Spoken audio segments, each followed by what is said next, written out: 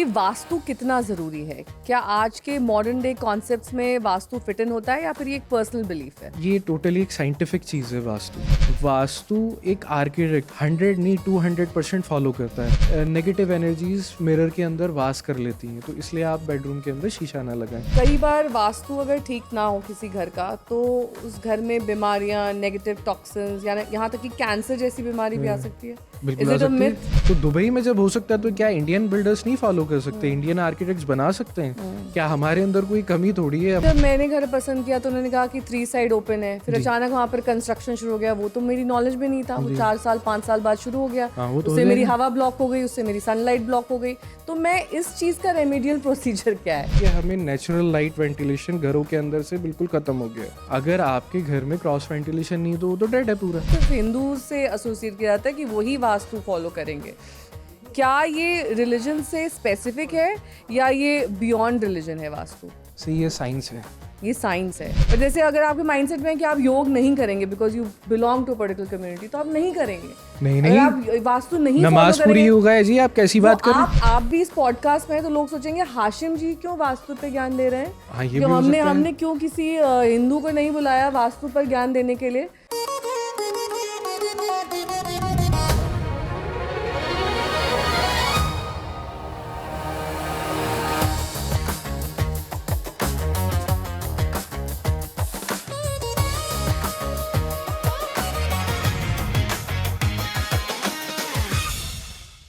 नमस्कार, hello and welcome. Property से फायदा यानी कि पीएसएफ के एक नए एपिसोड में एक बार फिर से आप सभी का स्वागत है। हर बार अलग अलग घर से जुड़े हुई चीज़ों का हम डिस्कशन करते हैं। ये चाहते हैं कि आपके मन में जितने भी सवाल हों वो सारी आशंकाएं उस पॉडकास्ट के जरिए दूर कर सकें। तो आज एक नए टॉपिक के साथ हम फिर से हाजिर हैं, क्योंकि अक्सर जब लोग घर खरीदने का निर्णय करते हैं तो लोकेशन और इसके अलावा तमाम अन्य चीज़ों के बारे में वो बहुत ज़्यादा गहन अध्ययन करते हैं। लेकिन क्या अंदर के आर्किटेक्चर यानी कि इंटीरियर डिज़ाइन के बारे में भी उतना ही अध्ययन करते हैं आप?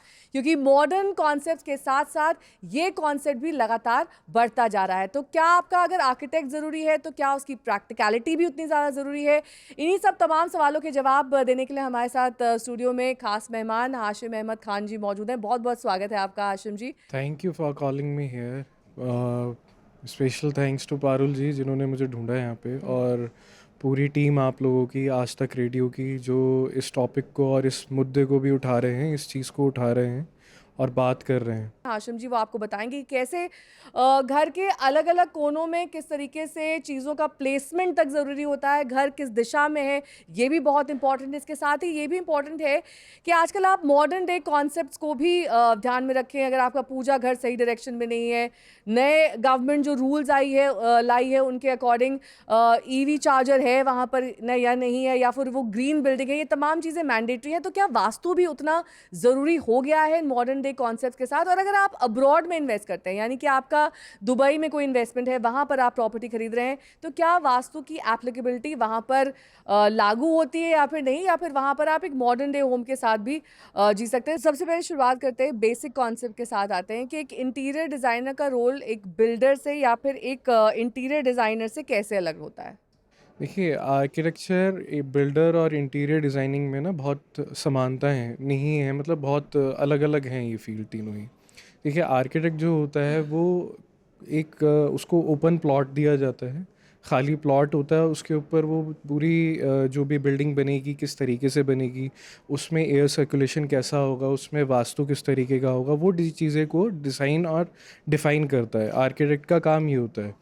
आर्किटेक्ट एक तरीके से कैप्टन ऑफ द शिप होता है, जो कि पूरी बिल्डर को और कॉन्ट्रैक्टर को गाइड करता है।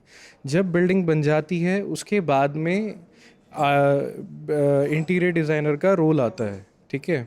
तो इंटीरियर डिज़ाइनिंग जो है वो बहुत बात की चीज़ है, आर्किटेक्चर बहुत स्टार्टिंग की चीज़ होती है, और इस सब के बीच में जो चीज़ लाई करती है वो कॉन्ट्रैक्टर और बिल्डर लाई करता है। जैसे लेबर मैनेजमेंट, जैसे आपका कंस्ट्रक्शन किस तरीके से होगा, मटेरियल कैसे आएगा, क्या होगा, वो सारा काम जो होता है वो एक बिल्डर का होता है, और आर्किटेक्ट उसको ओवरलुक कर रहा होता है पूरी तरीके से। तो एक तरीके से कैप्टन ऑफ द शिप हम कहेंगे कि आर्किटेक्ट है, और उसको निर्माण करने वाला जो है वो बिल्डर या कॉन्ट्रैक्टर है। फिर उसके बाद में उसमें जान डालने वाला इंटीरियर स्पेसेस किस तरीके से रहेंगे, कैसा होगा, वो एक इंटीरियर डिज़ाइनर डिज़ाइन करता है और उसको फिर एग्जीक्यूट करवाता है। तो ये एक चीज़ होती है, पोर्शन होता है। ठीक है। और अगर एक आर्किटेक्ट के लिहाज से देखें, बहुत जी। सारे दिल्ली एनसीआर में प्रोजेक्ट्स आ रहे हैं, उनमें डिज़ाइन प्रॉब्लम क्या है? इसमें डिज़ाइन प्रॉब्लम, सबसे बड़ी प्रॉब्लम तो देखिए ये है कि क्या कहते हैं, इंडियन कॉन्टेक्स्ट में अगर देखा जाए तो वास्तु सेंट्रिक तो डिज़ाइन बन ही नहीं रहा अभी। जो भी डिज़ाइनिंग हो रही है, जो भी चीज़ें चल रही हैं, वो क्लाइमेट, ना तो क्लाइमेटिक रिस्पॉन्स आर्किटेक्चर हो रहा है, वो पूरा जो भी रिस्पॉन्स जो बन रहा है ना, जितनी भी चीज़ें बन रही हैं वो सेलेबल एरिया के हिसाब से बन रही है। ज़्यादा से ज़्यादा एफएआर और ज़्यादा से ज़्यादा एफएसआई को यूज़ करा जाए, और उसमें से ज़्यादा से ज़्यादा इन जो भी है, जो भी बंदा इन्वेस्ट कर रहा है, उसका पैसा उसमें से ज़्यादा से ज़्यादा निकाला जाए। जैसे एग्जांपल के तौर पे कोई भी बिल्डर है, तो वो एक बिल्डिंग बना रहा है या कोई भी कुछ भी बना रहा है, तो उसमें वो उसकी अप्रोच ये रहती है ज़्यादा से ज़्यादा वो कवर्ड एरिया कवर अप करे, जिससे कि उसका सेलेबल एरिया बढ़े। जबकि इस वजह से ये प्रॉब्लम क्रिएट हो रही है कि हमें नेचुरल लाइट वेंटिलेशन घरों के अंदर से बिल्कुल ख़त्म हो गया है, बिल्कुल ही तबाह हो गया है। मतलब मैं ये कहता हूँ कि हम अगर बिल्डर फ्लोर्स को देखते हैं, तो आपको फ्रंट से जो भी कुछ आपको लाइट आ रही है, वेंटिलेशन आ रहा है, वो फ्रंट से आ रहा है या बैक से आ रहा है, मिड में पूरा ख़त्म हो चुका है, साइडों में पूरा ख़त्म हो चुका है। अगर हम दिल्ली एनसीआर की बात करें, तो आज से कुछ कुछ टाइम पहले जब घर डुप्लेक्स टाइप बना करते थे, तो आपको जो भी जितना भी घर मिलता था, वो एक पूरे जो है 3 जगह से या 4 जगह से वो ओपन होता था पूरा, उसके अंदर लाइट भी आती थी, वेंटिलेशन भी आता था। अभी हम लोग जो है ज़्यादा से ज़्यादा मैकेनिकल वेंटिलेशन की तरफ शिफ्ट हो चुके हैं रेदर देन नेचुरल वेंटिलेशन के लिए। तो ये एक बहुत बड़ी समस्या हो चुकी है हमारे हिसाब से। ये सिर्फ इसीलिए हुआ है क्योंकि सब लोगों को ज़्यादा अर्न करना है, ज़्यादा अर्निंग करनी है, ज़्यादा एरिया सेल करना है। तो ये एक बड़ी प्रॉब्लम है, और ये चीज़ इस वजह से भी हुई है क्योंकि प्रॉपर्टीज़ के वैल्यूज़ हाई हो चुके हैं, कंस्ट्रक्शन की कॉस्ट महंगी हो चुकी है। हम बिल्डर को ही इसमें ज़िम्मेदार नहीं कहें करार देंगे, इसमें कुछ ना कुछ हमारी पॉलिसीज़ का बहुत बड़ा इंपॉर्टेंट रोल है। और पॉलिसीज़ जो है ना, वो हमारी इस तरीके से नहीं है कि कुछ बिल्डर को सहायता दी जाए और कुछ हमारा आर्किटेक्चर सुधरे। तो हम कहीं ना कहीं एक फंसे हुए पोर्शन में हम काम कर रहे हैं पूरी चीज़ में। तो इस समय आपके हिसाब से बायर्स का सबसे बड़ा चैलेंज क्या है? क्या वो इंटीरियर्स हैं, या फिर स्पेस है, या फिर सबके साथ मॉडर्निटी भी शामिल हो? क्या चैलेंज है सबसे बड़ा? चैलेंज सबसे ज़्यादा आज की डेट में मुझे जो लगता है, सबसे पहले तो सबसे ज़्यादा जो चैलेंज है वो ये है कि प्रोजेक्ट तो हमें बहुत अच्छे से मार्केट किया जा रहा है और वो दिखाया जा रहा है, वो हम बायर को समझ में आ जाता है, वो देख लेता है, बायर देख लेता है कि हाँ भाई ये चीज़ हमारी बन के तैयार होगी और इस तरीके से होगी। लेकिन जब वो ऑन ग्राउंड रियलिटी पे आता है, तो वो चीज़ उसको नहीं मिलती है। सबसे पहली चीज़, उसको क्वालिटी वैसी नहीं मिलती है जिस तरीके से उसको मार्केट करी जाती है। दूसरी चीज़ जो हमारी सबसे बड़ा तो क्वालिटी ही का ही इसमें गेम है। दूसरी चीज़ टाइमलाइन है, वो तो टाइमलाइन से तो सभी जूझ रहे हैं यहाँ पे, ठीक है। उसकी वजह से बहुत सारी चीज़ें हो रही हैं, इंडियन इन्वेस्टमेंट भी कम हो रही है और बिल्डर्स के थोड़े हालात भी यहाँ पे थोड़े बुरे चल रहे हैं, ठीक है। प्रोजेक्ट्स नहीं आ पा रहे हैं उस हिसाब से। तो चैलेंज तो सबसे ज़्यादा यही है कि वो क्वालिटी जो है ना, वो प्रॉपरली जो दिखती है वो ऑन ग्राउंड आती नहीं है। और फिर जो भी सपना होता है एक आदमी का कि भाई मुझे घर लेना है और मैं इस तरीके से लोन लूँ और 2 साल बाद मुझे घर मिल जाएगा, तो मैं किराए से मुक्त हो जाऊंगा। लेकिन वो नहीं होता, क्योंकि यहाँ पे कोई भी चीज़ का कंट्रोल नहीं हो पा रहा है। ना ही वो रेरा का कंट्रोल हो पा रहा है, ना ही जो बनाने वाले लोग हैं वो टाइमलाइन फॉलो कर रहे हैं। तो उससे होता क्या है कि किसी भी एक, मैं कहता हूँ कि कोई बंदा अभी जो है शादी हुई है और जो है नई नई जॉब लगी है उसकी, और वो कहीं पे भी दिल्ली एनसीआर में एक फ़्लाइट बुक करता है, तो उसको लगता है कि भाई मुझे 3 साल बाद मिल जाएगा।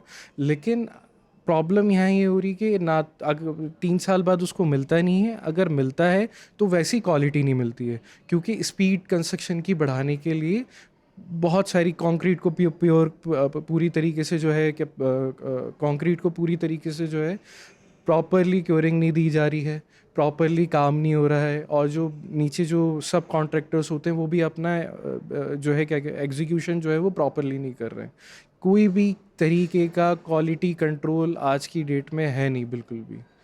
तो एक कॉन्ट्रैक्टर को दे देता है, दूसरा कॉन्ट्रैक्टर उससे हल्के वाले दाम वाले बंदे को दे देता है, और वो काम इसी तरीके से पूरा चल रहा है मार्केट के अंदर। और उसी वजह से कहीं ना कहीं हमारे प्रोजेक्ट्स भी डिले होते हैं और प्रोजेक्ट्स की क्वालिटी भी बहुत ज़्यादा ख़राब होती है। जैसे पिछले दिनों कई सारी वीडियोज़ आती हैं इंटरनेट पे, ऑनलाइन आती हैं कि भाई कोई सोसाइटी के अंदर जो है आपकी बाथरूम की छत गिर गई है, प्लास्टर ख़राब हो चुका है, डोर विंडोज़ में अभी जून जुलाई का मौसम आएगा तो तूफ़ानी हवाएं चलती हैं, तो उसके अंदर जो है जो यूपीवीसी विंडो या डब्ल्यूपीसी विंडोज़ जो भी कुछ लग रहा है, एल्युमिनियम विंडोज़ लग रही हैं, वो सारा जो है क्या कहते हैं इस तरीके से नहीं डिज़ाइन किया जाता है या बनाया जाता है कि वो जो है विंड प्रेशर को झेल पाए। तो इसमें बहुत ज़्यादा क्वालिटी कंट्रोल का, मॉनिटरिंग का बहुत ज़्यादा ज़रूरत है। जिस तरीके से दुबई में जो भी कोई काम होगा वो प्लिंथ लेवल से लेके, फाउंडेशन लेवल से लेके, एग्जीक्यूशन लेवल से लेके क्रॉस चेक ज़रूर होता है वहाँ की गवर्नमेंट एजेंसीज से। यहाँ पे वो चीज़ नहीं है बिल्कुल भी। तो यहाँ पे मोस्टली क्या होता है, पेपर पे तो सब कुछ है, सारी चीज़ें हैं, लेकिन एक्चुअल में ग्राउंड रियलिटी पे कुछ भी नहीं है। फायर का प्रॉपर सिस्टम होता है, फायर होती है, स्प्रिंकलर्स लगे रहते हैं, आपके हूटर्स लगे रहते हैं, स्मोक डिटेक्टर्स लगे रहते हैं, लेकिन कभी बायर को ये नहीं पता होता। बस बायर ये देख लेता है हाँ भाई यहाँ पे फायर सिस्टम लगा हुआ है, हाइड्रेंट लगा हुआ है, क्या वो हाइड्रेंट चल रहा है, क्या वो फायर सिस्टम चल रहा है, वो कोई भी नहीं चेक कर पाता है। अब उनको इतनी हरी हो जाती है कि भाई किसी तरीके से हमें प्रॉपर्टी मिल जाए, क्योंकि उनका पैसा फंसा हुआ होता है। तो वो उसी चक्कर में बस उनका दिमाग रहता है कि वो क्वालिटी को तो बाद में सेकेंडरी आ जाती है, बस ये आ जाता है कि किसी तरीके से हमें पर्टिकुलरली फ्लैट मिल जाए, पर्टिकुलर हमें जो है जगह मिल जाए, जो भी हमने इन्वेस्टमेंट की हुई है वो हमें हमारे पास में आ जाए वापस। तो ये एक बहुत बड़ी मतलब एक सिनेरियो जो है ना क्रिएट हो चुका है बायर के लिए। शुरुआत में भी मैंने ज़िक्र किया था, आजकल ग्रीन बिल्डिंग्स, ईवी चार्जर्स, यहाँ तक कि मोबाइल कनेक्टिविटी पर बहुत ज़ोर है। तो ये क्या वाक़ई मैंडेटरी और मतलब एक्चुअल लेवल पर इसे इम्प्लीमेंट किया जा रहा है, या फिर ये सिर्फ़ एक पॉलिसी पुश है, एक आई वॉश है? नहीं नहीं, आई वॉश नहीं है, और ये पॉलिसी बहुत अच्छी है। अगर इस चीज़ पे काम होगा तो आने वाले 10 साल में ये बहुत बहुत बहुत ज़्यादा बिल्डिंग्स में या हम लोगों को फ़ायदे देगी चीज़। और जिस तरीके से टेक्नोलॉजी हमारी बढ़ती जा रही है ना, आने वाले टाइम में अगर किसी बिल्डिंग के अंदर, किसी भी की सोसाइटी के अंदर ये चीज़ें नहीं हैं तो वो आउटडेटेड हो जाएगी। अल्टीमेटली क्या होगा, उसके बाद में फिर दोबारा से उसको डिज़ाइन करा जाएगा इन सब चीज़ों के लिए। तो आज की डेट में जितनी भी डिज़ाइनिंग चल रही है वो इन सब चीज़ों को मद्देनज़र रखते हुए आर्किटेक्ट्स इसको डिज़ाइन कर रहे हैं। ईवी चार्जिंग पॉइंट्स बना रहे हैं, ग्रीन बिल्डिंग सॉल्यूशंस लेके आ रहे हैं। ग्रीन बिल्डिंग में क्या वाटर हार्वेस्टिंग हो गया और सोलर चार्जिंग हो गया, ये सारी चीज़ों को इम्प्लीमेंट करा जा रहा है आज के टाइम में, और ये बहुत इंपॉर्टेंट है।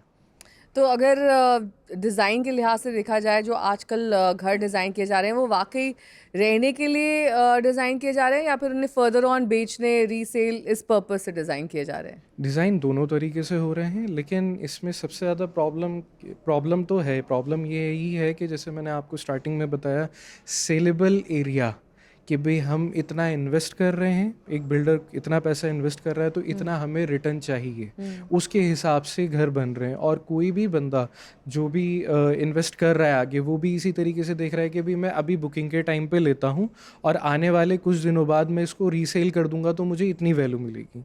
तो प्रॉपर्टी के अंदर हमेशा कोई भी बंदा इन्वेस्ट करता है इसीलिए करता है, लेकिन उसमें भी 20% तबका ऐसा है जो सिर्फ रहने के लिए करता है कि भाई ये मेरी एंड डेस्टिनेशन है, और अपनी पूरी ज़िंदगी की जमा पूंजी उसके अंदर लगाता है और करता है, सारी चीज़ों को लेता है। लेकिन जब एक 3D दिखती है, पेपर पे ड्राइंग्स दिखती हैं, तो वो बहुत ज़्यादा, क्योंकि सब लोगों को इतनी ना अच्छी विजुअलाइजेशन होती नहीं है। जितने भी बायर्स हैं वो बस जब देखते हैं टीवी के अंदर या मॉडल देखते हैं, मार्केटिंग देखते हैं, तो उनको बहुत अच्छा लगता है कि यार मेरा भी घर इस तरीके से होगा जिस तरीके से मैं एक टीवी के अंदर या इश्तिहारों में या मूवीज़ में मैं एक घर देखता हूँ, तो उसका वो सपना बनाता है।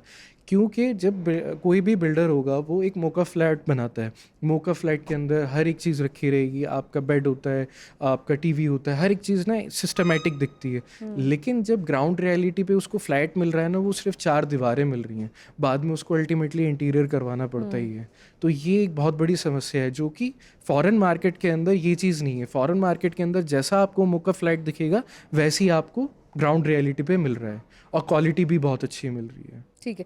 अब सबसे ज़रूरी सवाल, क्योंकि यही टॉपिक के डिस्कशन के लिए हम यहाँ पर मौजूद हैं, कि वास्तु कितना ज़रूरी है? क्या आज के मॉडर्न डे कॉन्सेप्ट्स में वास्तु फिट इन होता है या फिर ये एक पर्सनल बिलीफ है? ये टोटली एक साइंटिफिक चीज़ है वास्तु। वास्तु का अगर अर्थ आप देखें तो एक होता है, वास्तु का जो अर्थ है वो है साइट या स्पेस या फिर आपका जो घर, ठीक है ना। वास्तु जो पुराने ज़माने में जब हम जाते हैं या कुछ भी है, वास्तु शास्त्र एक लॉ है उस ज़माने का जो इंडियन कॉन्टेक्स्ट में फॉलो करा जाता था कि कोई भी घर बनेगा तो इस सिद्धांत पे बनेगा।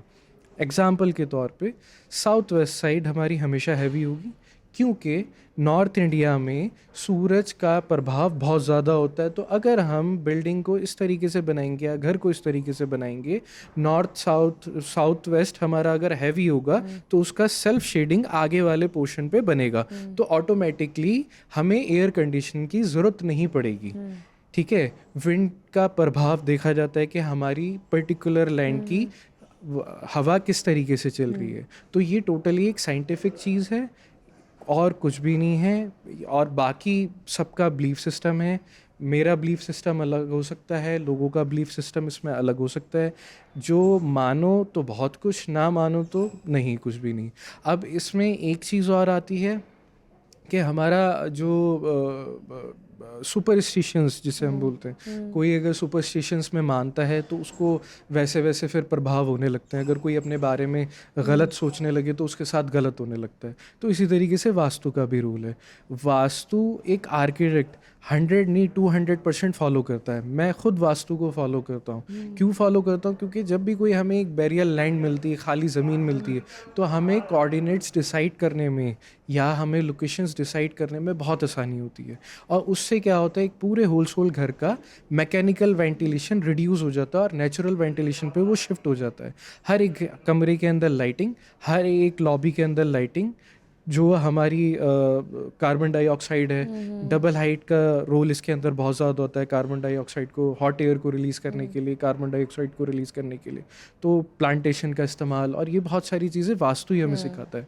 तो ये जो ज्ञान है ना, ये बहुत ही इंपॉर्टेंट है हमारे लिए। और ये आर्किटेक्ट्स को 100 नहीं 200% आता है और वो फॉलो करते हैं इस चीज़ को। लेकिन वो इस चीज़ में नहीं मानते हैं कि अगर नहीं आपने फॉलो नहीं किया तो इससे कुछ हो जाएगा आपको।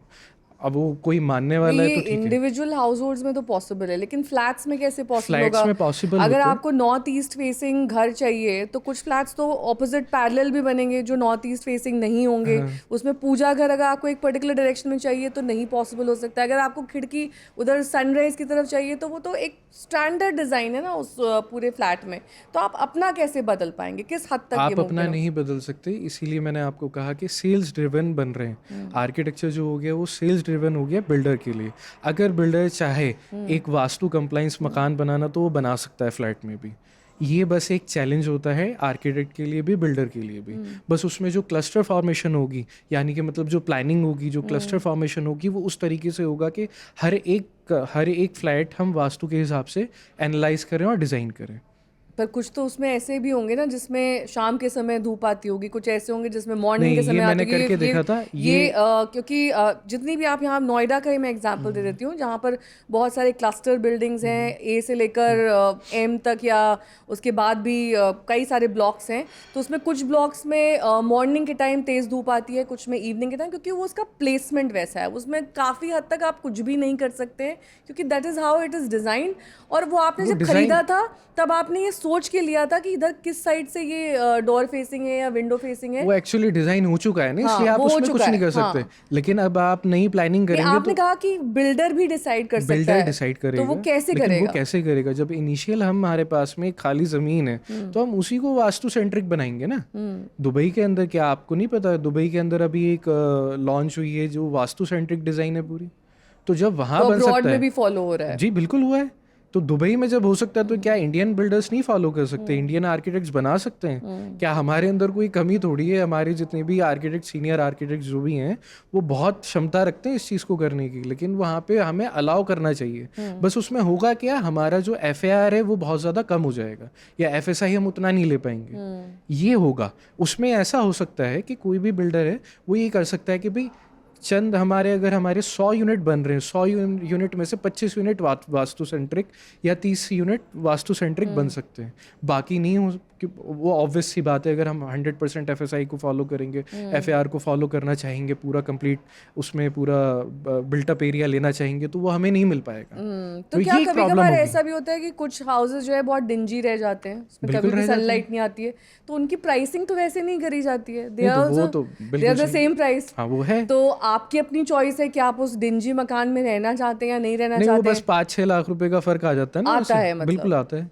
अगर आप इस चीज़ को एनालाइज करें, एक सोसाइटी है, हम गए थे 93 सेक्टर के अंदर, तो वहाँ पे कुछ पीछे की तरफ में ना ये लाल डोरा ज़मीन है, तो उधर से उसका व्यू मिलता है, तो उनके फ्लैट्स की वैल्यू कम थी बनिस्बत जो बाहर की तरफ में आपको फ्रंट फेसिंग के हैं उनकी वैल्यू ज़्यादा है। तो इस तरीके से तो मार्केटिंग वाले फ्लैट्स की वैल्यू डिसाइड करते ही हैं। तो यही एक प्रॉब्लम आती है, और यही एक तरीका है इन सब चीज़ों को करने का।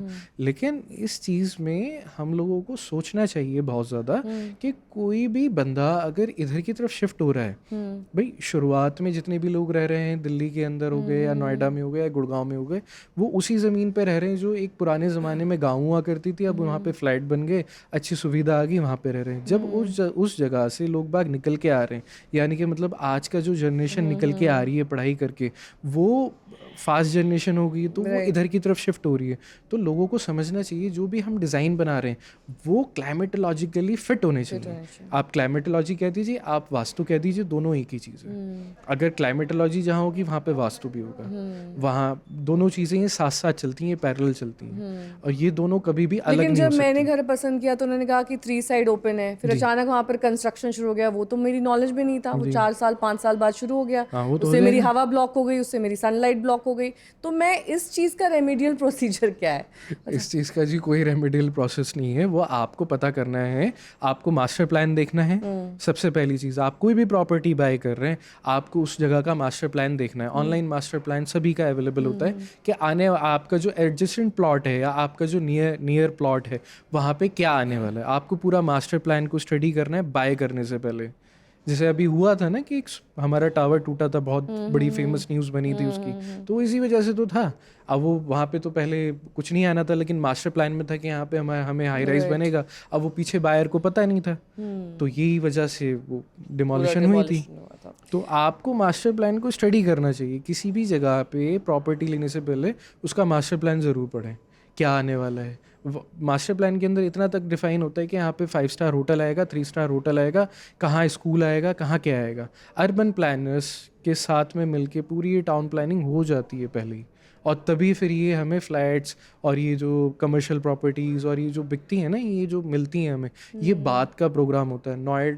ख़ास तौर पे अगर मैं नोएडा की बात करूं या गुड़गांव की बात करूं, इनके मास्टर्स प्लान शायद मैं पैदा भी नहीं हुआ था तब बन चुके हैं, और उसी के हिसाब से आज की डेट में ये बन रहा है पूरा जो भी आज हम देख रहे हैं। मास्टर प्लान कई बार अवेयरनेस नहीं होती है ना, नहीं अवेयरनेस नहीं है। ऑब्वियसली आप लोगों ने इतना अच्छा प्लेटफॉर्म अब बनाया है, इसी चीज़ से तो अवेयरनेस रहेगी।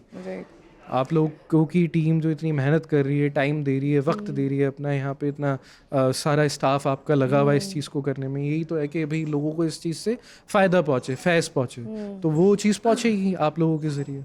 क्या कई बार वास्तु अगर ठीक ना हो किसी घर का, तो उस घर में बीमारियां, नेगेटिव टॉक्सिन्स या यहाँ तक कि कैंसर जैसी बीमारी भी आ सकती है? बिल्कुल इज आ इट अ सकती है। मिथ और इट इज़ फैक्ट? ये आ सकती है।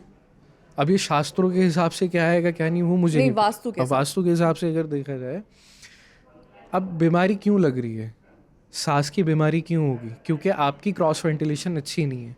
आप क्या है, जो अगर कमरे के अंदर बंद हो तो आप डायरेक्टली जो भी आप इनहेल कर रहे हो वापस ऑक्सीजन जो है वो आप कार्बन मोनोऑक्साइड ही इनहेल कर रहे हो बार बारी, तो इसीलिए आपको डेजीनेस भी फील होगी। तो अगर हमारे घर का क्लाइमेटोलॉजी ठीक नहीं है, यानी कि मतलब वास्तु ठीक नहीं है या हमारी वेंटिलेशन ठीक नहीं, तो ऑब्वियसली प्रॉब्लम होगी ना, नेगेटिव एनर्जी आएगी, कहीं पे भी आएगी। आपका जो है क्या कहते हैं, अगर पानी गिर गया इसके कहीं पे, प्रमुख कारण क्या है? लाइट, एनर्जी, वेंटिलेशन, सब कुछ, सब कुछ सनलाइट। है। अगर आपके घर में क्रॉस वेंटिलेशन नहीं है तो वो तो डेड है पूरा। मैकेनिकल वेंटिलेशन करना पड़ेगा आपको, तब जाके कुछ सुधरेगा। तो ये तो इफेक्ट करता है ना हेल्थ पे। ये ज़्यादातर स्टूडियो अब अपार्टमेंट्स तो ऐसे ही होते हैं, उसमें कोई खिड़की तक कई बार स्टूडियो अपार्टमेंट्स में नहीं होती है, लाइक नहीं, सिर्फ एसी से निर्भर रहता है वहाँ का पूरा वेंटिलेशन या जो भी टेम्परेचर अब हम मॉड्यूलेशन जितने है। भी डिज़ाइन कर रहे हैं घर, हम तो कोशिश करते हैं कि भाई वो नहीं, आई एम जो है टॉकिंग अबाउट एग्जिस्टिंग, कई सारे ऐसे हैं जहाँ पर नहीं होता है वेंटिलेशन एक usually, because they are so compact and so clustered कि उसमें पॉसिबल ही नहीं है एक एक के बाद एक। बालकनी तो रहती है फिर भी, अगर आप देखें तो वो तो 100% मैंडेटरी है। It is mandatory. हाँ, वो तो मैंडेटरी एक बालकनी तो रहती है।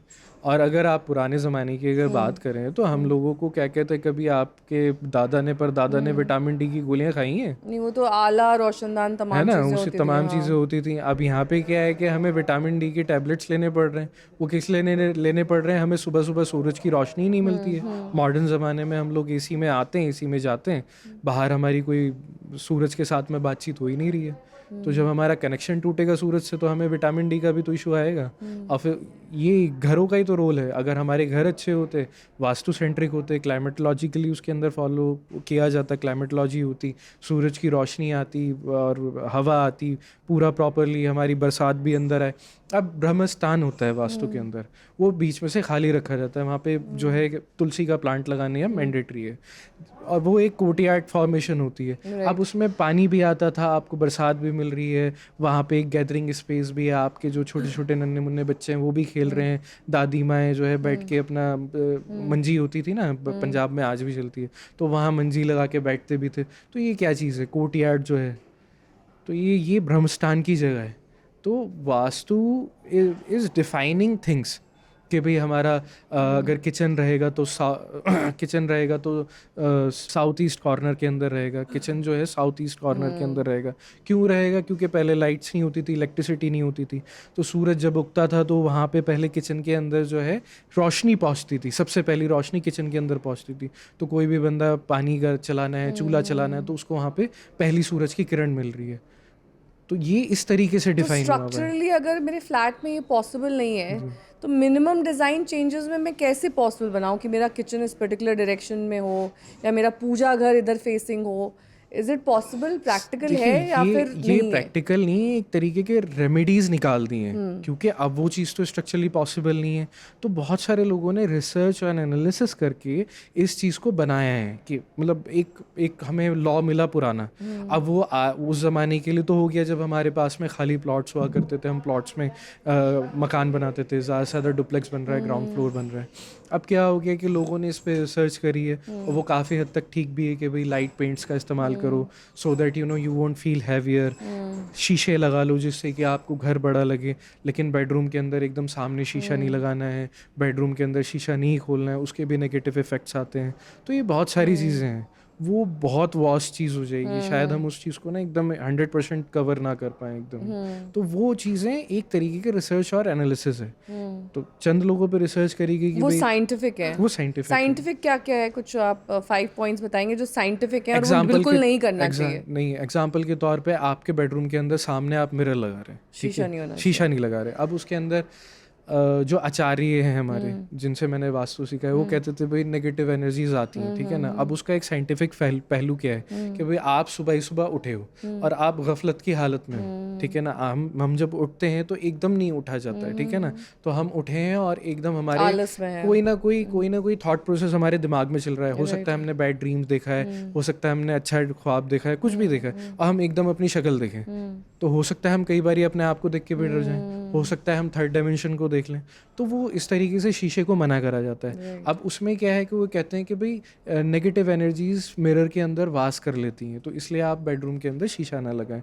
ये हो गया एकदम वैदिक साइंस, ठीक है ना। और हमारी जो एज एन आर्किटेक्ट जो हम मानते हैं, वो ये चीज़ मानते हैं कि भाई कभी कभार क्या होता है, मेकअप जब उतर जाता है ना, तो मियाँ भी अपनी बीवी को देख के डर जाता है, ठीक है ना। तो ये एक हमारा मानना है कि भाई नहीं, इस तरीके से प्लेसमेंट नहीं कई बार होनी चाहिए। मानते हैं कि सीढ़ियों के नीचे पूजा घर नहीं होना चाहिए। नहीं, ये मिथ है या इसका कोई साइंटिफिक रीजन है? साइंटिफिक रीज़न ये है कि जिसकी आप पूजा कर रहे हो, आप उसके ऊपर से चढ़ते हुए जा रहे हो। आप ये बताओ, सही है गलत है? ठीक है, आपने गीता रखी हुई है, आपने गीता रखी हुई है, आपने जो है बाइबल रखी हुई है, आपने कुरान रखा हुआ है जीने के नीचे, और आप उसके ऊपर से जा रहे हो, आपको सही लगेगा आपके ऊपर से कोई चढ़ के जाए? किचन और टॉयलेट अगल बगल नहीं होना चाहिए, किचन और facing टॉयलेट in- इसलिए नहीं अगल बगल होना चाहिए, साइंटिफिक रीज़न, मैं उस पे नहीं जा रहा, मैं साइंटिफिक रीज़न बता रहा हूँ कि जो हमारी गैसेस रिलीज होती हैं वॉशरूम करते वक्त, वो फिर हमारे घर में एंटर होंगी ना किचन के थ्रू, और हमारे खाने के अंदर मिक्स होंगी। कोई भी हमारा खाना बन रहा है तो उसकी अरोमा तो लेता ही है ना, तो इसलिए उसको अलग अलग रखा जाता है। रखा जाता है। और 3-4 अगर आप बता सकें घर के इंटीरियर्स में ये डूज एंड डोंट्स जो होते हैं वो जो प्रैक्टिकली पॉसिबल हैं और जो साइंटिफिक भी हैं। साइंटिफिक भी हैं और प्रैक्टिकली Possible, पॉसिबल भी हैं। देखिए, एंट्री को हमेशा इस तरीके से रखा जाए कि वो लाइटर हो, ठीक है ना, कलर्स का जो इस्तेमाल हो वो लाइटर हो, हैवी ना हो, चटक कलर नहीं। पहनने में तो ठीक है, लेकिन दीवारों पे लाइट कलर्स का इस्तेमाल हो। जैसे मान लीजिए, इसका साइंटिफिक रीज़न ये है कि आप थके आ रहे घर से आ रहे हैं और आप लाल कलर को देखें तो आपका दिमाग वैसे ही बौखला जाएगा, रेड और रेड एकदम, ठीक है ना, या आप एकदम डार्क ब्लू देख लें, वहीं आप जो है लाइट कलर्स देखेंगे तो आपको सूदिंग लगेगा, हल्का फील होगा। इसी तरीके से लाइटिंग्स भी, घर के अंदर लाइटिंग्स भी बहुत इंपॉर्टेंट रोल अदा करती है, इंटीरियर में ख़ास तौर पे। क्या करते हैं लोग बाग, क्या करेंगे, 3 तरीके की हम लाइटिंग फॉलो करते हैं, warm white, cold white and then white, pure white, ठीक है ना।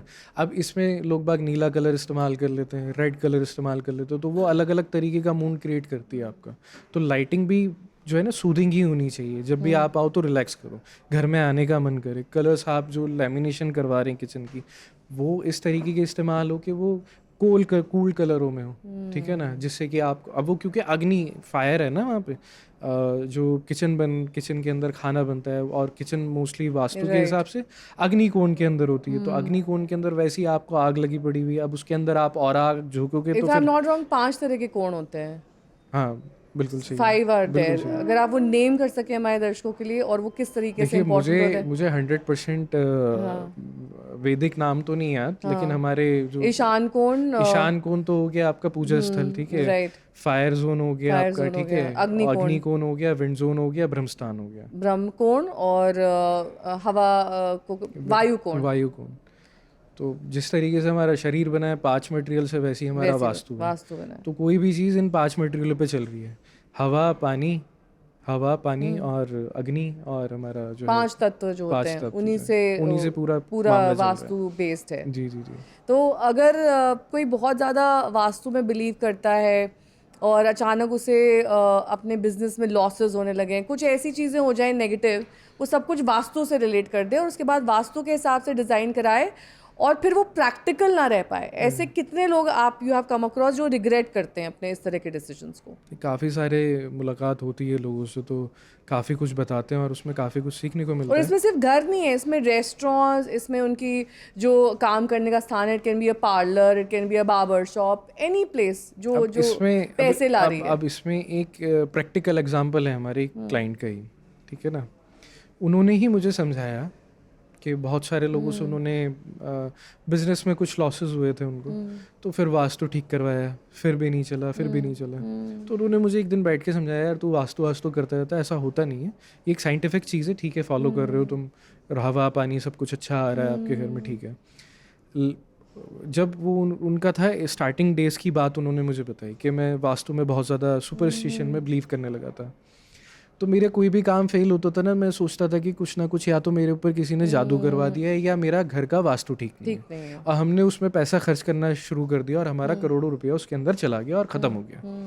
फिर हम एक दिन बैठे, हमने अपने दिमाग को रिलैक्स किया, हमने ये सोचा कि भाई यही हमारी किस्मत में था, यही होना था, ये हो चुका है, अब हम यहाँ से अपने आप को सुधारेंगे। क्या था, पहले नेगेटिव थॉट था, फिर वो अपने अंदर एक पॉजिटिव थॉट लेके आए। What is the way forward? What is the way forward? अब पॉजिटिव थॉट लेके आए, ठीक है ना। घर वो बेच चुके थे अपना जो भी ठीक करवाने पे, या जो भी कुछ, लेकिन कुछ फायदा नहीं हुआ उससे कोई फायदा नहीं हुआ, सेम चलता रहा। लेकिन फिर उसके बाद में जब उन्होंने अपने आप को पॉजिटिव किया और अपनी खामियों को सुधारा, खामियों को कैसे, अब बच्चा एग्जाम्पल के तौर पे, बच्चा जो है पढ़ाई ना करे और कहे भाई मेरे कमरे का वास्तु खराब है, इसलिए मैं पास नहीं हो पा रहा, मेरे नंबर नहीं आ रहे, तो ये रिलेट नहीं करती है। बात, ठीक है ना, आपको पढ़ाई करनी पड़ेगी। तो इसी तरीके से उन्होंने फिर मेहनत करी और वो बहुत अच्छे से ग्रो करे। और उन्होंने अभी माशाल्लाह उन्होंने जो है क्या कहते हैं और भी भगवान उनको दे, अभी जो है 1000 गज की कोठी बना रहे हो। तो वहीं से उन्होंने मुझे बोला, मैंने कहा जी आपको वास्तु पे चाहिए डिज़ाइन, क्या आज नहीं चाहिए? तो उन्होंने बोला आशु जी हम वास्तु के चक्कर में ना पढ़ के देख चुके हैं और हमने उसकी वजह से खोया भी है। आप इसको जो है ना क्लाइमेटिक रिस्पॉन्स बनाए घर को, लेकिन वास्तु का नाम ना लें यहाँ पे, अगर आपको काम चाहिए तो मैंने फिर उनसे रीज़न पूछा तो उन्होंने ये वजह बताई मुझे। तो ऐसा होता नहीं है 100%। तो आजकल एक नया ट्रेंड शुरू हुआ है कि लोग दुबई में अपना पैसा लगा रहे हैं।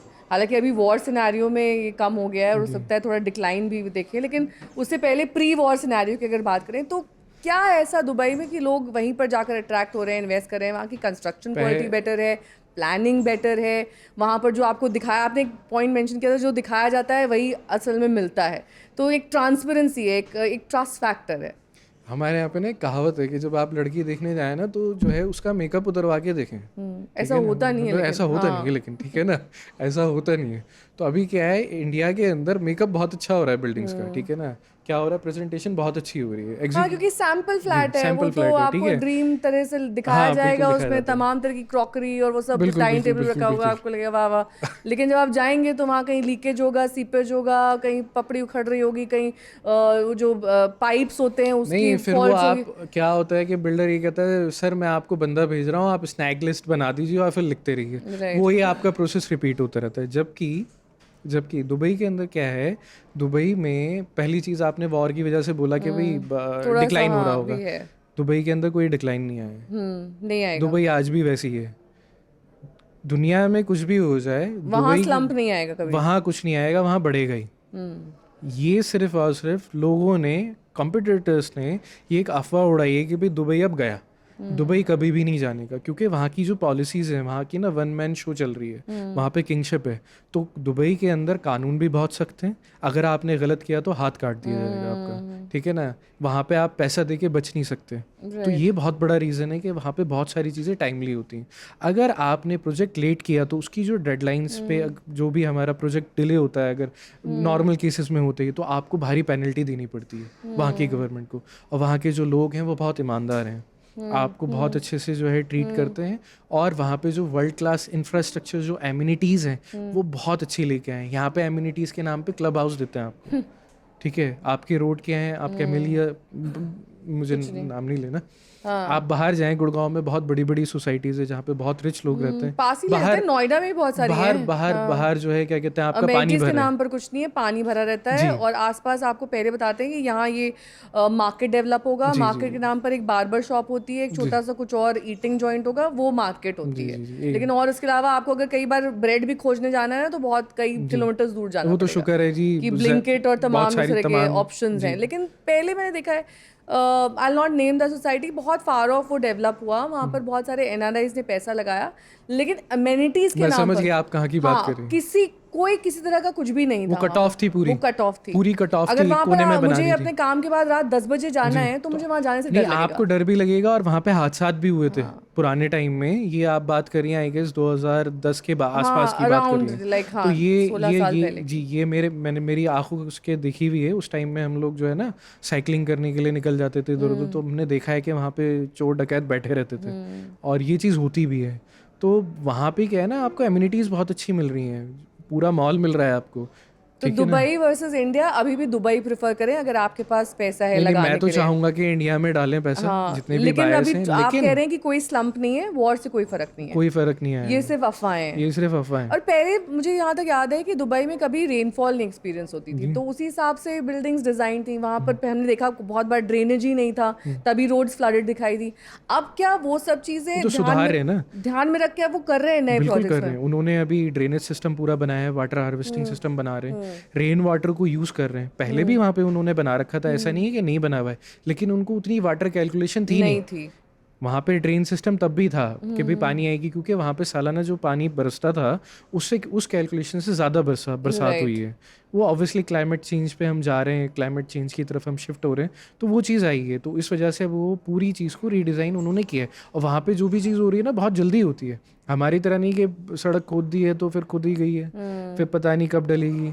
अब वो एक मीम आता है ना कि भाई अभी ठेकेदार ने उससे पूछते हैं कि भाई अभी आपने रोड ढकी थी, अभी आपने कास्टिंग करी थी, अब क्यों खोद रहे हो जी? गैस की पाइपलाइन डालेंगे, फिर उसके बाद में जी नाला डलेगा, उसके बाद में जी क्या डलेगा? आपकी वाटर की लाइन डलेगी। अरे भाई आप एक ही बार में क्यों नहीं काम कर देते हो? फिर उसके बाद में पैसा आप बार बार तो ही अभी ज़ाया क्यों है कर रहे हैं? दुबई में शॉर्ट टर्म रिस्क या फिर इसे एक लॉन्ग टर्म अपॉर्चुनिटी के तौर पर देख सकते हैं कि अगर देखिए थोड़ा बहुत रिस्क भी। रिस्क क्या है आपके माइंड में है। आपके माइंड में रिस्क ये है कि भाई वॉर चल रही है, हमारा पैसा फंस जाएगा या कुछ हो जाएगा, सिर्फ यही रिस्क है। अगर डूबना होता तो इतने सारे इंडियंस वहाँ पे रह रहे हैं, इतने सारे लोगों का कारोबार चल रहा है वहाँ से, तो वो वापस भाग के आ जाते ना, लेकिन वो नहीं है वहाँ नहीं हुआ पे, है। ठीक है ना। और वहाँ पे जितना भी हमला हो रहा है या जो भी कुछ हो रहा है वो हो रहा है अलग अलग मतलब वो रेजिडेंट्स को तो शायद कुछ प्रॉब्लम है ही नहीं। नहीं है। वहाँ पे उन लोगों ने इतना अच्छा टेक केयर किया हुआ है, वहाँ की जो गवर्नमेंट है उन्होंने इतना अच्छा सहूलत दे रखी है कि सब लोगों को सेफ फील करवाया हुआ है।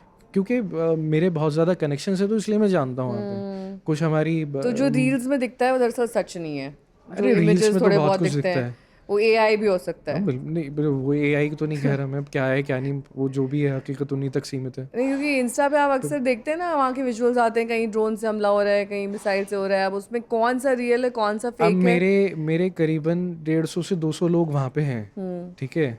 कुछ काम हम भी कर रहे हैं वहाँ पे, आउटसोर्सिंग का तो करा अभी है सब हमने, कुछ नॉर्मलाइज्ड है। वहाँ पे काम चल रहे हैं सारे वैसे ही हैं। अब मैं पूछता हूँ किसी में कुछ खैरियत नहीं है, जब वॉर हुई तो ऑब्वियसली आप अपने चाहने वालों से बात करोगे, तो बात जब हम करते तो वो कहते जी नॉर्मल है यहाँ पे, तो हम अपना अच्छे से रह रहे हैं। कुछ लोग वहाँ से अभी भी आए भी हैं इंडिया शादी अटेंड करने के लिए, तो मैं कह रहा, मैंने कहा ठीक हो आप लोग? कह रहे हाँ तो यार पूरे साबुत।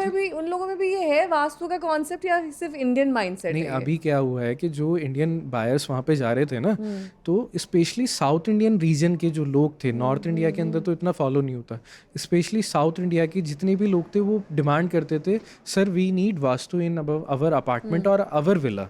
तो उन लोगों ने स्पेशली जो वहाँ के बायर्स हैं, साउथ इंडियन क्लाइंट्स को लेते हुए, देखते हुए, उनकी डिमांड देखते हुए, बायर्स की डिमांड देखते हुए, सिर्फ south Indian? Mostly south mostly Indian, south Indian. Mostly south Indian. Hindustan के दो कोने हैं ना हमारे ऊपर नॉर्थ और नीचे। इंडिया में नहीं है इतना ये? नॉर्थ इंडिया में कौन मानता है, आप बताइए नहीं अपना। मान रहा है। नहीं मतलब ये तो आज अब जाके ट्रेंड आ रहा है। मैं पिछले 12 साल से काम कर रहा हूँ, मेरे ख्याल से 5 साल तक तो मैं किसी को पूछता था सर वास्तु पे चाहिए, अरे छोड़ यार काका वास्तु पे नहीं चाहिए, तू बना बनू के अलग कर। 5 साल में जो अब ये जो फ्रेज आया ना 6 साल में, क्योंकि हमारी जो सोशल मीडिया है ये बहुत फास्ट बढ़ी है, इसने बहुत ग्रो किया है और इसने बहुत ज़्यादा नॉलेज बढ़ाई है लोगों की, ठीक है वास्तु ना। एक्सपर्ट्स अपने आप में एक प्रोफेशन मतलब एक बिल्कुल फुल बिल्कुल फ्लेजेड बिल्कुल बन बिल्कुल गया बन गया है, अब And पहले नहीं था। उनमें पहले और तो आर्किटेक्ट्स में क्लैश नहीं होता है? कई बार आर्किटेक्ट कुछ कहता है, वास्तु कहता है नहीं ऐसे ही नहीं करना है, या कई बार दोनों में सहमति बन जाती है कि हाँ अच्छा ऐसे ही इसमें करना ना है। बहुत ज़्यादा फर्जीवाड़ा भी बहुत हो रहा है हाँ आज वही के मतलब डेट मैं में। जान रही हूँ मैं कि बता रहा हूँ फर्जीवाड़ा कैसे हो रहा है। अभी एक हमने ना घर देखा, एनालाइज किया एक घर को, तो उसकी जीना जो था ना वो एंटी क्लॉकवाइज बना रखा है, ठीक है। एंटी क्लॉकवाइज मतलब ऐसे स्पाइरल? हमारी क्लॉक कैसे चलती है? हमारी क्लॉक ऐसे हमारी चलती क्लॉक है इस तरीके से चल रही है, तो ठीक है। ऐसे स्पाइरल हाँ ऐसे होना वो चाहिए, उल्टा बना रखा है, ऐसे। हाँ एंटी क्लॉकवाइज मतलब जो क्लॉक चलती है हमारा उल्टा चल रहा है। अब वास्तु के अनुसार जो हमारा लॉ है, वैदिक लॉ, वास्तु पुराना घर का बनाने का तरीका, वो ये कहता है कि कोई भी चीज़ अगर आप अपवर्ड क्लाइम कर रहे हैं तो उसको आपको क्लॉकवाइज करना है, क्योंकि हमारे जो पेट की मूवमेंट है वो क्लॉकवाइज चलती है। जो हमारी आते हैं वो जो है क्लॉकवाइज मूवमेंट करती है। आते हैं। अगर आप अपवर्ड चलेंगे और आप एंटी क्लॉकवाइज चलेंगे तो आपका यहाँ पे पेट गड़बड़ाएगा, राइट। 100% गड़बड़ाएगा, आपको पेट की बीमारी लगेगी। तो इसमें क्लैश होता है वास्तु नहीं, ये वास्तु वाले ही कहते हैं, ये वास्तु वाले कह ये रहे हैं, वास्तु वाले और ही कहते हैं। आर्किटेक्ट वाले क्या कहेंगे? आर्किटेक्चर भी कहता है, ठीक है, कि भाई आपको क्लॉकवाइज चलना है। अब झगड़ा किस पे होता है? मैं झगड़ा ये होता है जो फर्जी लोग होते हैं। जैसे अब क्या उन्होंने बोलते हैं? उन्होंने जो है एंटी क्लॉकवाइज दे रखी थी, तो मैंने उस पर पॉइंट किया कि भाई आपने एंटी क्लॉकवाइज क्यों दे रखी है, क्लॉकवाइज होनी चाहिए। तो कहते हैं नहीं इस घर में जो है ना क्लॉकवाइज ही होगी। मैंने कभी रीज़न बताओ मुझे, तो जब रीज़न पूछा गया, छाना गया, उनको खंगाला गया, तो पता ये लगा कि वो बस ऐसे ही है, ऐसे ही है, लोगों का कोई लॉजिक नहीं था, उनका कोई लॉजिक नहीं है। तो बाद में फिर उसको एंटी क्लॉकवाइज कई को बार क्लॉकवाइज देखने में चीज़ें खूबसूरत दिखती हैं पर वास्तु के हिसाब से ठीक नहीं होती हैं, आर्किटेक्चर के हिसाब से अच्छी होती हैं। आपको लग रहा होगा कि नहीं ये नहीं, जहाँ this will add aesthetics to the house. देखिए ऐसा होता है कभी भी एक नॉलेजेबल पर्सन जो कि वास्तु की भी नॉलेज रखता है और हमारा आर्किटेक्चर की भी नॉलेज रखता है अगर, तो वो कोई भी घर डिज़ाइन करेगा ना, वो दोनों चीज़ें पैरेलल लेके चलेगा। जैसे एग्जांपल के तौर पे, बहुत विस्तार से आप बात कर रहे हैं ना इस पे, तो मैं और खुलता हूँ इसमें कि अगर एक आर्किटेक्ट प्लानिंग करेगा किसी भी चीज़ की, तो इंटीरियर को भी देखेगा, वो स्ट्रक्चर को भी देखेगा, वो एमईपी को भी देखेगा, वो नेचुरल वेंटिलेशन को भी देखेगा। तो ये कॉम्बिनेशन होता है। आर्किटेक्चर के अंदर सिर्फ हमें जो है प्लानिंग करना नहीं सिखाया जा रहा है, हमें ये सारी चीज़ों का कॉम्बिनेशन सिखाया जाता है। ठीक है, हमें वास्तु भी पढ़ाया जाता है, हर एक चीज़ पढ़ाई जाती है। तो उसकी कॉम्बिनेशन पे एक आर्किटेक्ट बिल्डिंग को डिज़ाइन करता है। फर्दर वो एग्जीक्यूट हो या ना हो वो हमें नहीं पता लगता, क्योंकि वो बहुत सारे ना मसले मसाइल आ जाते हैं। मसले मसाइल क्या आ जाते हैं? पैसों का मसला आ जाता है कि भाई बिल्डर उतना ज़्यादा नहीं लगाना चाहता है। ठीक है ना, इंडिविजुअल हाउस होल्ड में तब तो पॉसिबल है। हाँ, वहाँ पे पॉसिबल होता है और हमने कारनामे करे हैं इस तरीके से। बहुत सारे मेरे प्रोजेक्ट्स ऐसे हैं जो वास्तु ड्रिवन है मुसलमानों के, और उनको पता भी नहीं है। उनको पता नहीं है। नहीं, अब बता दूंगा तो वो आ जाएगा ना कि नहीं, इसमें रिलीजन भी आ जाता है क्या बीच में? माइंडसेट आता है। नहीं, मैं जानना चाहिए क्योंकि यूजुअली ये सिर्फ हिंदू से एसोसिएट किया जाता है कि वही वास्तु फॉलो करेंगे। देखिए, क्या ये रिलीजन से स्पेसिफिक है या ये बियॉन्ड रिलीजन है वास्तु? से ये साइंस है, ये साइंस है। हाँ, तो आप ये कन्विंस कर पाते हैं अपने भाई एक योर कम्युनिटी पीपल? हाँ बिल्कुल, यू आर एबल टू। हाँ, I am able to. But this is challenge होता है, बस उनको समझाना पड़ता है कि भाई अगर इस तरीके से हम बना रहे हैं तो जैसे अगर आपके माइंडसेट में है कि आप योग नहीं करेंगे because you belong to particular community, तो आप नहीं करेंगे। नहीं, अगर आप वास्तु नहीं फॉलो नमाज करेंगे, पूरी होगा जी, आप कैसी बात कर रहे हैं? आपका अपना पर्सनल बिलीफ है। पर्सनल बिलीव नहीं, जो नहीं कह रहा है ना वो भी योगा कर रहा है, क्योंकि वो 5 वक्त की नमाज पढ़ रहा है, वो योगा कर रहा तो है। उसको नहीं करना है सूर्य नमस्कार। सूर्य नमस्कार एक अलग चीज हो गई, हाँ, लेकिन जब पार्ट आप ऑफ योगा है। नहीं, वो पार्ट ऑफ योगा है, लेकिन कुछ बहुत सारी चीजें ऐसी हैं जो आपका जो है क्या कहते हैं, मुझे देखिए नाम नहीं पता, लेकिन जब हम कयाम करते हैं, जब हम जो है क्या कहते हैं नमाज पढ़ते हैं, वो सारे आसन आते हैं उसके अंदर। पर उनका कोई नाम अगर आप दे देंगे तो कहेंगे नहीं हम ये भी नहीं करेंगे। अब ये देखिए वो सबके ना पर्सनल बिलीफ सिस्टम की तो बात वही मैं कह रही हूँ कि वास्तु में भी क्या आपके ये चैलेंजेस हैं? एग्जाम्पल के तौर पे आई फॉलो आयुर्वेदिक दवाइयाँ, ठीक है ना, मैं मेडिकेशन जो भी करता हूँ वो मेरा आयुर्वेदिक ट्रीटमेंट चलता है, ठीक है ना। अब उसके अंदर डॉक्टर ने मुझे बोला कि सर आप तो 5 वक्त की नमाज पढ़ते हैं, तो आपको तो योगा करने की जरूरत नहीं है। ठीक है, अब सूर्य नमस्कार क्यों ऑब्जेक्शनेबल चीज़ बनेगी? वो ये बनेगी कि अभी हम सूर्य देव की पूजा नहीं करते, ठीक है ना, क्योंकि इस्लाम जो है रिस्ट्रिक्ट करता है कि किसी भी मतलब आपका एक ही खुदा है, आपको उसी को मानना है, ठीक है ना। सूरज एक मखलूक है, तो मतलब वो एक बहुत अलग कहानी चली जाती है, बहुत डीप है। हाँ, वो बहुत डीप है। लेकिन जो भी कोई मुसलमान हो या हिंदू हो, कोई भी बंदा है, मतलब नमाज पढ़ेगा तो ऑब्वियसली योगा कर ही रहा है। नहीं, पर देखिए मेडिटेशन है, योगा जो है ना मेडिटेशन है। क्योंकि हम प्रॉपर्टी से जुड़ी वास्तु की बात करें, vastu is also sometimes related to a particular religion की ये इनके हिंदू बिलीफ्स हैं, ये इनके मुस्लिम्स पर अप्लाई नहीं होते हैं, और उसमें बहुत ज़्यादा अगर डीप में जाएंगे तो बहुत कंट्रोवर्शियल भी हो जाएगा। देखिए मैम, कंट्रोवर्शियल कुछ नहीं है इसमें। चीज़ ये है कि आपने किसी भी चीज़ को एक संप्रदाय और एक समुदाय से कनेक्ट कर दिया है, जबकि ऐसा नहीं है। जो हिंदुस्तान के अंदर रह रहा है वो हिंदुस्तानी, पर वो फिक्स हो गया है। अब वो पता नहीं क्यों हो गया, हम तो क्योंकि आज अगर आप भी इस पॉडकास्ट में हैं तो लोग सोचेंगे हाशिम जी क्यों वास्तु पे ज्ञान दे रहे हैं। हाँ, ये क्यों हमने क्यों किसी हिंदू को नहीं बुलाया वास्तु पर ज्ञान देने के लिए? The first question would be in the viewer's mind this only. नहीं, हो सकता है आप ये भी कह सकते हैं ना कि एक मुसलमान की थिंकिंग क्या है वास्तु को लेकर। Yeah, because you will change that perception now with this podcast. Perception change हो सकता है ना with this podcast. एक परसेप्शन ये चेंज हो सकता है कि भाई वास्तु आपके घर के लिए बहुत अच्छी चीज़ है अगर आप उसको फॉलो करें। बेसिक अंडरलाइंग फैक्ट जो मुझे आपकी बातों समझ में आया कि इट्स अ साइंटिफिक प्रोसीजर। 100%। उसको आप नाम कुछ भी दे सकते हैं। देखिए वास्तु जो है ना, अंग्रेज़ लोग ना बहुत ज़्यादा इंटरप्रिटेशन करते हैं चीज़ों की। तो जब अंग्रेज़ लोग यहाँ पे आए, ठीक है, उन्होंने देखा कि भाई यहाँ के जो घर है ना वो बड़े नेचुरल वेंटिलेटेड रहते हैं, राइट, ठीक है ना। वहाँ पे जितने भी घर बनते थे वो क्लोज बनते हैं, क्योंकि वहाँ पे जो टेम्परेचर है ना वो ठंडा है, ठीक है। तो वो वहाँ के हिसाब से चीज़ों को चलाते थे, ठीक है ना। अब जब उन्होंने यहाँ पे चीज़ों को देखा तो उन्होंने क्लाइमेटोलॉजी करके एक पूरा सब्जेक्ट लिखा, ठीक है ना। तो क्लाइमेटोलॉजी कुछ नहीं है, वो सिर्फ वास्तु है। वास्तु और क्लाइमेटोलॉजी पैरेलल ही चलते हैं। तो ये जो नेशनल बिल्डिंग कोड को बदलने की बात हो रही है, इसमें घरों के डिज़ाइन और सेफ्टी में क्या फ़र्क पड़ेगा, या फिर एक पॉलिसी चेंज और एक मतलब सिर्फ आई वॉश टाइप का है? आई वॉश नहीं है जी, इट इज़ क्वाइट बहुत अच्छी चीज़ यूजफुल। हो रही है, बहुत अच्छी चीज़ कर रहे हैं। एनबीसी के हिसाब से ही हमारे सारे जो है बिल्डिंग डिज़ाइन होती हैं, ठीक है ना। अभी क्या होता था, पेपर वर्क के ऊपर डिज़ाइन होती थी। अब ये लॉ को इतना स्ट्रिक्ट करने वाले हैं कि हमें एक्सकवेशन से लेके, प्लिंथ लेवल से लेके, फ्लोर कास्टिंग से लेके हमारे बंदे आएंगे, चेक करेंगे और आपको क्लियरेंस लेनी पड़ेगी, जो कि बहुत अच्छी चीज़ होगी इंडियन प्रॉपर्टी की मार्केट के लिए, इंडियन घरों के लिए। जैसे दुबई के अंदर होता है ना, आपका एक्सकवेशन हुआ, विद इन टाइम लिमिट आपको देना है, इससे बहुत ज़्यादा राहत मिलेगी। जैसे रेरा आई तो नोएडा इसमें के अंदर, सेंट्रलाइज एसी, प्लम्बिंग, तमाम बिल्कुल के तमाम चीज़ें। स्टैंडर्डाइज्ड प्रोसेसेस होंगे, और क्या ये फॉलो होंगे?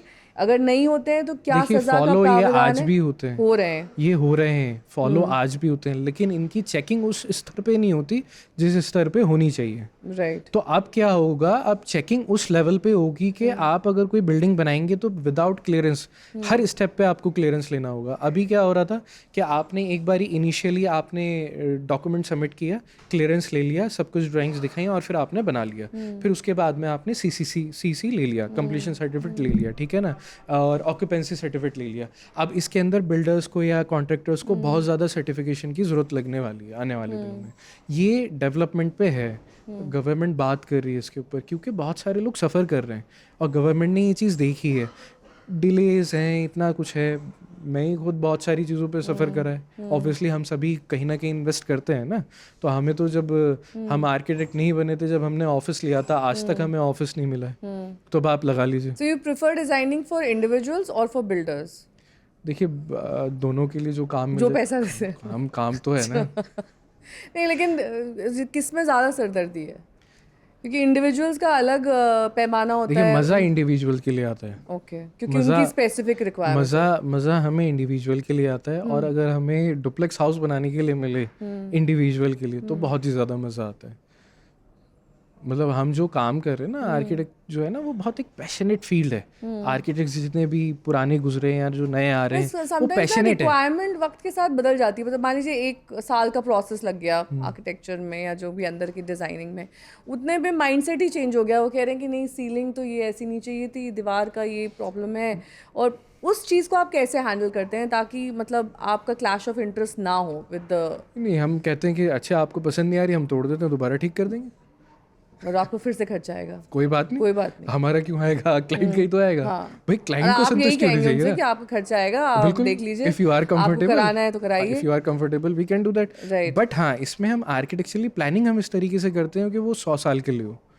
जैसे एग्जांपल के तौर पे, आज आपके एक मियाँ बीवी हैं और 2 बच्चे हैं, ठीक है, एक लड़का एक लड़की, या सम केसेस में 2 लड़के एक लड़का, कुछ भी हो सकता है। तो हम प्लानिंग कुछ इस तरीके से करते हैं कि आज डुप्लेक्स है, कल को एक मल्टी स्टोरी बिल्डिंग बन जाए तो भी इसी स्ट्रक्चर को, सेम स्ट्रक्चर को फॉलो करते हुए आप बना लें, आपको डिमोलिशन ना करना पड़े। तो हम जो डिज़ाइनिंग कंसेप्ट को फॉलो करते हैं, वो इस तरीके से करते हैं कि हमारी जो डिज़ाइनिंग हो वो आज के लिए नहीं हो, वो मल्टीपल जनरेशंस के लिए हो। Like fire safety norms is one of them. बिल्कुल, सब नहीं, फायर सेफ्टी तो एक अलग चीज़ होगी ना। ये मैं आर्किटेक्चरल प्लानिंग की बात कर रहा हूँ। ये मैं आर्किटेक्चर प्लानिंग की बात कर रहा हूँ। और फायर सेफ्टी नॉर्म्स जो है वो एक डुप्लेक्स हाउस के अंदर ज़रूरी नहीं होती, वो गवर्नमेंट की तरफ से मैंडेटरी भी नहीं है। बट इन हाई राइज में बिल्कुल है, वो फॉलो कर रहे हैं लोग, 100% फॉलो होता है। लेकिन अब बायर्स को ये चेक करना है कि आपका फायर सिस्टम कंटिन्यूसली वर्किंग है या नहीं है। अब क्या होता है, बिल्डर साहब ने तो फायर सिस्टम लगा के दे दिया, हाइड्रेंट लगा के दे दिया, स्प्रिंकलर लगा के दे दिए, और इवन दो स्मोक डिटेक्टर लगा के दे दिए, कहीं पे भी चिंगारी चलेगी, even though you will smoke, आपका अलार्म पूरा पंच हो जाएगा। अब आपको ये देखना है क्या वो उस लेवल पे मेंटेन हो रहा है या नहीं हो रहा है। अक्सरियत क्या होता है, सोसाइटीज़ के अंदर डमी बन के रह जाता है वो। क्यों? बिल्डर ने तो सेल कर दिया। अब आपकी जो सोसाइटी की जो भी फॉर्मेशन हुई, जो भी आपके सेक्रेटरीज हैं, वो क्या उस चीज़ को मेंटेन कर रहे हैं उस लेवल पे या नहीं कर रहे हैं। तो ये हमारी जिम्मेदारी होती है। बिल्डर तो एक ही बार बना के देगा ना, ये तो बायर की जिम्मेदारी कि वो किस तरीके से उस चीज़ को मेंटेन रखे। फायर ड्रिल होने चाहिए। बहुत सारी कंपनीज हैं, जैसे सोसाइटीज कर रही हैं फायर ड्रिल, अब कर रही हैं, ये हाथ से होने के बाद में कर रही हैं, बहुत बाद में। यूजुअली हमारे यहाँ रिएक्शन तभी एक्शन तभी होता है जब उसका कोई हाँ, तब कोई तक हम सोते नेगेटिव है, रहते हैं तब ना। तक हम अब सोते रहते हैं, तो तो ये इंडियन हमारी इंडियन लोगों की मेंटेलिटी ऐसी है। जैसे एग्जाम्पल के तौर पे हम अपनी बात करें तो हम पढ़ाई तभी करते थे जब एग्जाम होते थे, एग्जाम होते थे, last day last last day moment. में, लास्ट मोमेंट पे। चलिए अब कुछ व्यूअर्स के क्वेश्चंस ले लेते हैं। नोएडा से शिवानी गुप्ता का सवाल है कि नॉर्थ फेसिंग घर ही अच्छा होता है, ये कितना सच है और आपके हिसाब से सबसे बड़ा वास्तु दोष क्या है? सबसे बड़ा वास्तु दोष देखिए, जो ईशान कोण होता है ना, ईशान कोण, नॉर्थ ईस्ट, ईशान कोण होता है, उसके अंदर जो लोग बाग जो है वॉशरूम बना देते हैं, सबसे बड़ा वास्तु दोष है। सबसे बड़ा वास्तु दोष कभी नहीं होना चाहिए। कभी नहीं होना चाहिए। एंड नॉर्थ फेसिंग घर ही अच्छा होता है? नॉर्थ फेसिंग, ईस्ट फेसिंग, इसमें इन्होंने बहुत यही सारे कहा। फेसिंग हैं। मतलब कुछ भी ले लें। नहीं, ईस्ट फेसिंग हो तो ज़्यादा अच्छा है। ईस्ट नॉर्थ सनराइज ईस्ट उधर का से। सनराइज उधर से हो रहा है तो ज़्यादा अच्छा है। ग्रेटर नोएडा से मनोज मिश्रा पूछ रहे हैं कि गवर्नमेंट ने stricter seismic earthquake rules roll back कर दिए क्योंकि कंस्ट्रक्शन कॉस्ट बहुत बढ़ रही थी। बायर्स को क्या प्रायोरिटाइज करना चाहिए, सेफ्टी या फिर अफोर्डेबिलिटी? सेफ्टी ना, ऑब्वियसली आपकी जान है तो जान जाने है। तो ये तो ये तो मतलब अपने सवाल ही अपने आप में। अपने आप में ही एक जवाब है।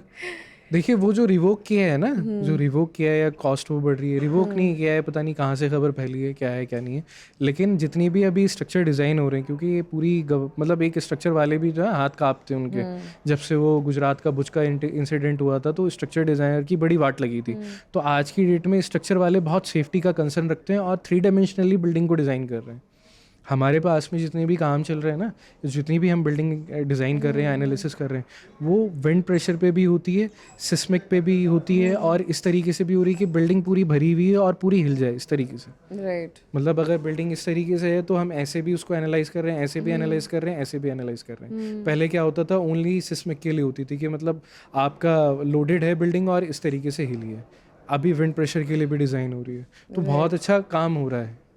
हिंदुस्तान उस पर मतलब अभी अब आप ये लगा लीजिए ना, दुबई में मोस्टली जितने भी कंसल्टेंट्स काम कर रहे हैं वो इंडिया के, तो जो वहाँ पे स्ट्रक्चर दिख रहे हैं ना आपको, वहाँ जो है नाम अलग है। ड्रेन यहाँ से हो रहा है और नहीं, आपका वहाँ पे जो है ना, वहाँ छपाई अलग है। वहाँ पे क्या है, फेस कोई और है, काम करने वाले हिंदुस्तानी है। तो हिंदुस्तानी कहीं पीछे थोड़ी है किसी भी चीज़ से। बट दे डोंट माइंड कि पर क्रेडिट हमारा नाम नहीं होता, पैसे मिलते हैं ना। पैसे मिल रहे हैं तो इट्स ओके। हाँ, चलिए आपके एक्सपर्ट टिप्स ले लेते हैं। तो अगर आपको खुद एक घर खरीदना हो तो आप क्या प्रायोरिटाइज करेंगे, डिज़ाइन, लोकेशन या फिर वास्तु? मैं तो सभी कुछ से देखूंगा ना उसमें। अगर आपको 1 2 3 ऐसे करना हो तो कैसे करेंगे? मतलब सबसे पहले दोबारा नंबर इसको समझ आएगी मुझे। सबसे पहले आप क्या देखेंगे, डिज़ाइन देखेंगे, लोकेशन देखेंगे या फिर वास्तु? बना हुआ बिल्डिंग होगा या मुझे प्लॉट बोथ लेना द है। वेज। अब देखिए, अगर प्लॉट लेना है तो उसमें मैं सोचूंगा कि ईस्ट फेसिंग हो तो ज़्यादा अच्छा है, जिससे कि मेरी सन मूवमेंट अच्छी हो, ठीक है ना। और अगर मैं फ्लैट देखूंगा तो मैं ऐसा चूज़ करूंगा जिसमें वेंटिलेशन हमारा प्रॉपरली आ रहा हो, ठीक है ना।